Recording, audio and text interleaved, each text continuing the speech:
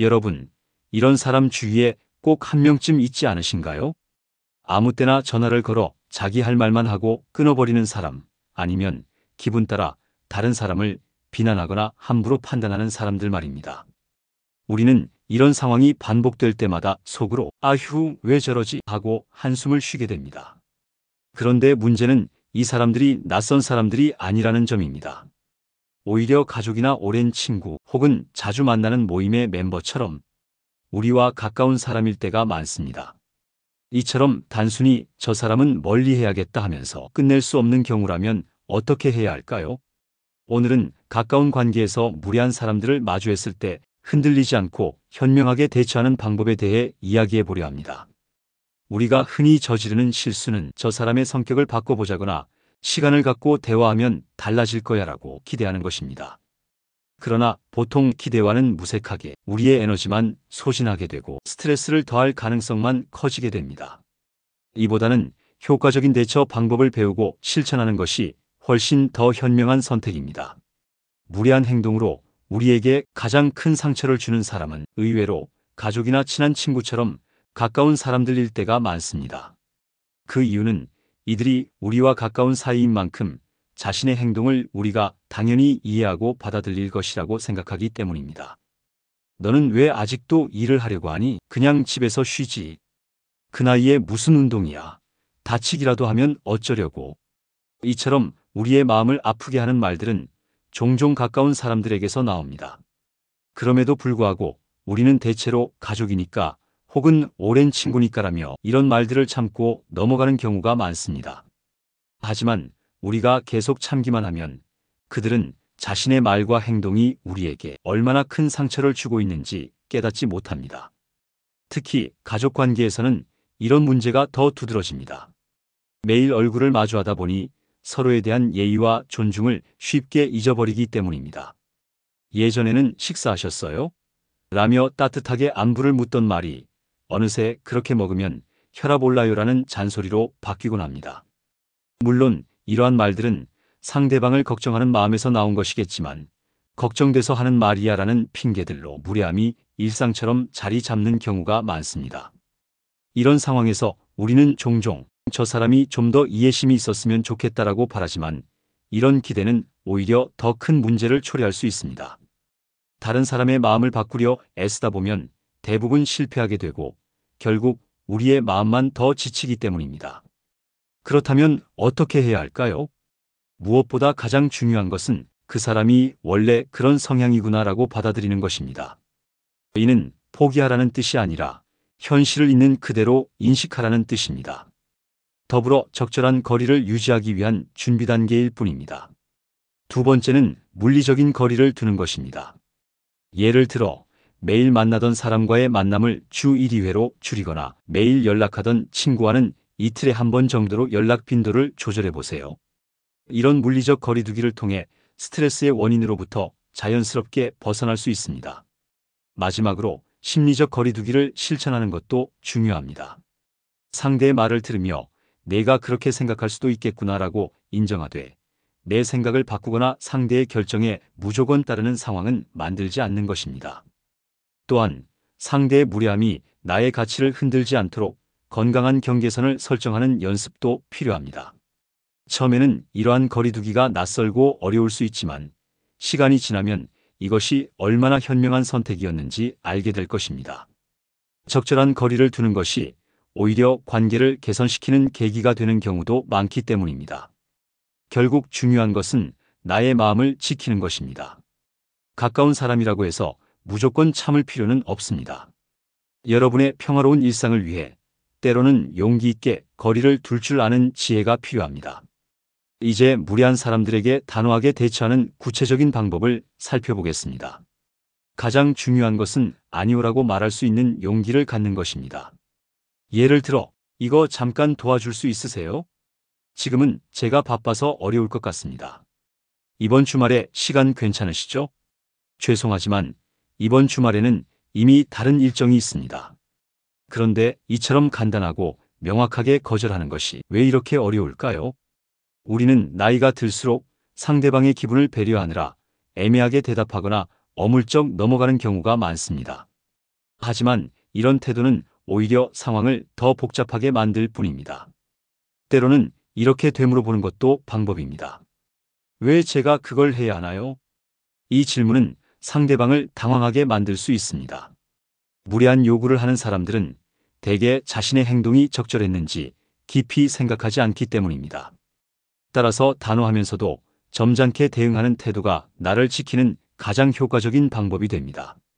예를 들어, 이번 주말에 제 대신 당번 좀 해주실래요? 미안하지만 내가 왜 그걸 해야 할까요? 아니, 그냥 좀 집에서 한가하실 것 같아서요. 이처럼 되묻기만 해도 상대방은 자신의 부탁이 적절했는지 돌아보게 됩니다. 여러분이 굳이 거절의 이유를 길게 설명할 필요는 없습니다. 단순히 죄송하지만 그건 어렵겠습니다라고 말하는 것만으로도 충분합니다. 나를 지키는 단호한 태도는 오히려 관계를 건강하게 만드는 데 도움이 됩니다. 더 나아가 상대방의 부적절한 행동을 직접 지적하는 것도 필요합니다. 방금 하신 말씀은 적절하지 않은 것 같아요. 그런 식으로 말씀하시면 대화하기 어렵겠네요. 이런 명확한 피드백은 상대방에게 경계선을 분명히 보여주는 효과가 있습니다. 나를 존중하면서도 단호한 태도를 유지하면 상대와의 관계에서 더 건강한 균형을 만들어갈 수 있습니다. 때로는 관계를 완전히 정리해야 할 순간이 찾아오기도 합니다. 요즘 이를 흔히 손절이라고 표현하는데 이것은 실패를 의미하는 것이 아닙니다. 오히려 여러분의 마음의 평화를 지키기 위한 현명한 선택이라 할 수 있습니다. 모든 관계를 반드시 유지해야 한다는 부담감을 내려놓고 자신의 행복과 안정을 위해 결단을 내리는 것이 더 중요한 일입니다. 예를 들어, 오랜 친구라도 계속해서 무례하거나 힘들게 하는 행동을 반복한다면 적당한 거리를 두어야 합니다. 이번에는 참석하기 어려울 것 같아, 혹은 요즘 바빠서 자주 연락하기 힘들어라고 자연스럽게 선을 긋는 것도 방법입니다. 특히 봉사 모임, 교회, 동창회 같은 단체 활동에서는 더 분명한 태도가 필요할 수 있습니다. 그 부분은 제가 맡기에는 적절하지 않은 것 같네요. 다른 일로 바빠서 이번에는 함께하지 못할 것 같아요. 이러한 명확한 의사표현은 자신을 지키면서도 상대방과의 건강한 경계를 만들어줍니다. 기억하세요. 우리의 삶은 우리가 주도해야 합니다. 다른 사람의 무리한 요구나 행동에 휘둘리지 마세요.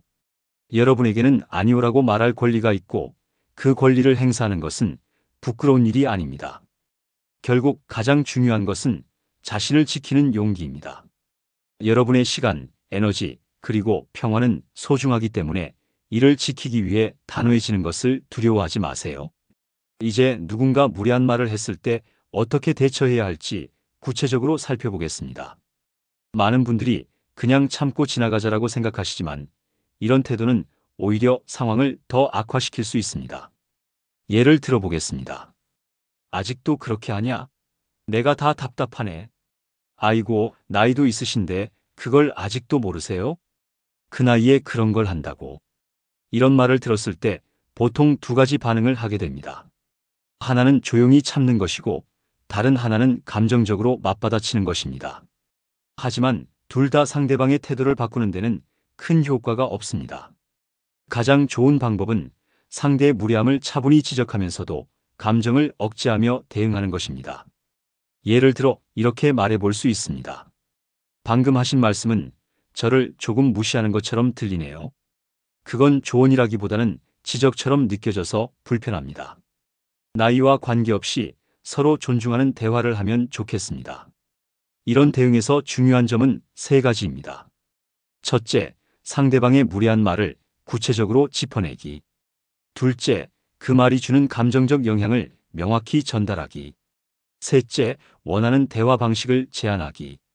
특히 동창 모임이나 교회 같은 모임에서는 이런 대응이 유용합니다.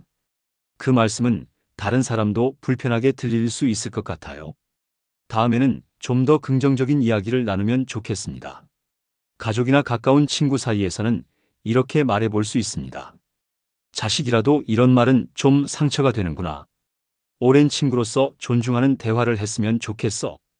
이런 말은 좀 불편해. 만약 상대방이 무례한 태도를 계속 반복한다면 조금 더 단호한 태도가 필요합니다. 이런 대화는 나도 힘드니까 그만했으면 좋겠어요. 계속 이런 식이라면 저는 자리에서 일어날 수밖에 없겠네요. 여기서 중요한 것은 일관성입니다. 한 번은 참았다가 다음에는 화를 내는 식의 대응은 오히려 역효과를 낳을 수 있습니다. 항상 침착하면서도 단호한 태도를 유지하세요. 또한 기억하세요. 무례한 말에 대응하지 않는 것은 평화가 아닙니다. 오히려 그것은 여러분을 더 만만한 대상으로 만들 뿐입니다. 적절한 대응은 결국 건강한 관계를 만드는 첫걸음이 됩니다. 마지막으로 중요한 것은 중요한 대화는 가능한 기록으로 남겨두는 것입니다. 예를 들어 동창회나 계모임 등에서 논의한 사항이나 약속은 메모해 두거나 필요한 경우 문자나 카톡으로 다시 한번 확인하는 습관을 들이세요. 이렇게 하면 나중에 오해가 생기거나 문제가 발생했을 때 분명한 근거를 제시할 수 있습니다. 무례한 사람을 대할 때 가장 강력한 무기는 적당한 거리 두기와 무관심입니다. 자꾸 쓸데없는 참견이나 비난을 하는 사람이 있다면 굳이 감정적으로 대응할 필요는 없습니다. 오히려 가벼운 웃음으로 넘기거나 대화를 짧게 마무리하며 상황에서 벗어나는 것이 훨씬 효과적입니다. 독수리와 까마귀의 이야기를 들려드리겠습니다. 까마귀는 독수리를 끊임없이 괴롭히며 쫓아다녔습니다. 그러나 독수리는 절대 싸우지 않았습니다. 대신 더 높이, 더 멀리 날아올랐습니다. 결국 까마귀는 그 높이까지 따라오지 못하고 지쳐 포기할 수밖에 없었습니다. 이 이야기의 교훈은 매우 단순합니다. 무례한 사람들에게 가장 효과적인 대응은 그들의 수준으로 내려가지 않는 것입니다. 그들이 진정으로 원하는 것은 여러분의 관심과 반응입니다. 하지만 우리가 더 높은 시야와 마음가짐으로 나아간다면 그들은 더 이상 우리를 괴롭힐 수 없습니다. 그렇다면 지속적으로 무관심으로 일관하면 어떻게 될까요? 그들은 점점 힘을 잃게 됩니다. 마치 산소가 없는 곳에서 불이 꺼지듯이 말입니다. 여기서 말하는 무관심은 단순히 무시하는 것이 아닙니다. 예의를 지키고 품위 있는 태도를 유지하면서도 감정적으로 휘말리지 않는 것을 의미합니다. 자신의 가치를 지키면서도 상대의 무례함에 휘둘리지 않는 태도가 진정으로 강한 대응법이라 할 수 있습니다. 예를 들어보겠습니다. 그 나이에 아직도 그걸 몰라? 아, 그런가요? 다음에 더 신경 써보겠습니다. 요즘 왜 이렇게 변했어? 그렇게 느끼셨군요. 혹시 제가 도와드릴 일이 있을까요? 이처럼 감정적으로 대응하지 않으면서도 차분하고 품위 있는 태도를 유지하는 것입니다. 이것이 바로 품위 있는 무관심입니다. 그러면서 동시에 여러분 자신의 삶에 더 집중해 보세요. 가까운 공원에서 걷기를 시작하거나 가벼운 체조를 해보는 건 어떨까요? 오래 하고 싶었던 취미를 새로 시작하거나 동네 문화센터에서 새로운 기술이나 활동을 배워보는 것도 좋은 선택입니다. 중요한 것은 무례한 사람들에게 복수하겠다고 시간과 에너지를 낭비하지 않는 것입니다. 그 시간에 자신의 삶을 더 풍요롭게 만드는 것이야말로 최고의 복수가 될 수 있습니다. 특히 요즘 많이 사용하는 카톡이나 밴드 등 SNS도 주의하세요. 무례한 사람들의 게시물이나 소식에 신경 쓰지 말고 차단하거나 알림을 끄고 여러분의 휴대폰을 긍정적인 에너지로 채우세요. 그 누구도 여러분의 소중한 마음의 평화를 빼앗을 권리는 없습니다. 기억하세요. 무관심은 연습이 필요합니다. 처음에는 어려울 수 있습니다. 상대방의 모든 말과 행동이 신경 쓰이고 반응하고 싶은 충동이 들 수 있습니다. 하지만 그럴 때마다 심호흡을 하고 여러분의 목표를 떠올려 보세요. 나는 더 높이 날아오를 거야. 나는 내 삶에 집중할 거야. 나는 그들의 수준으로 내려가지 않을 거야. 이렇게 자신에게 집중하면서 무관심으로 일관할 때 놀라운 변화가 찾아올 것입니다. 여러분은 더 이상 그들의 말과 행동에 흔들리지 않게 될 것이고 그때 비로소 진정한 자유를 느끼게 될 것입니다.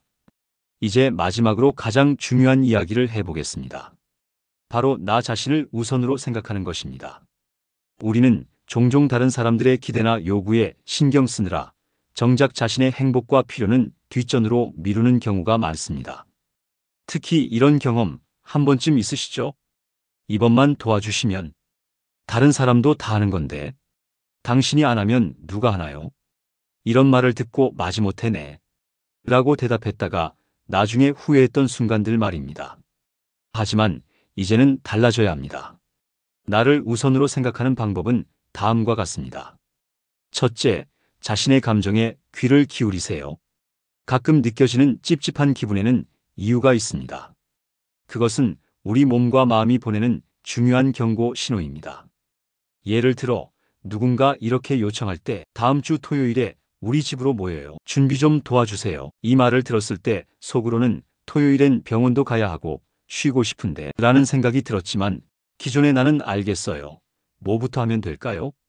라고 대답했다면 이제는 이렇게 말해보세요.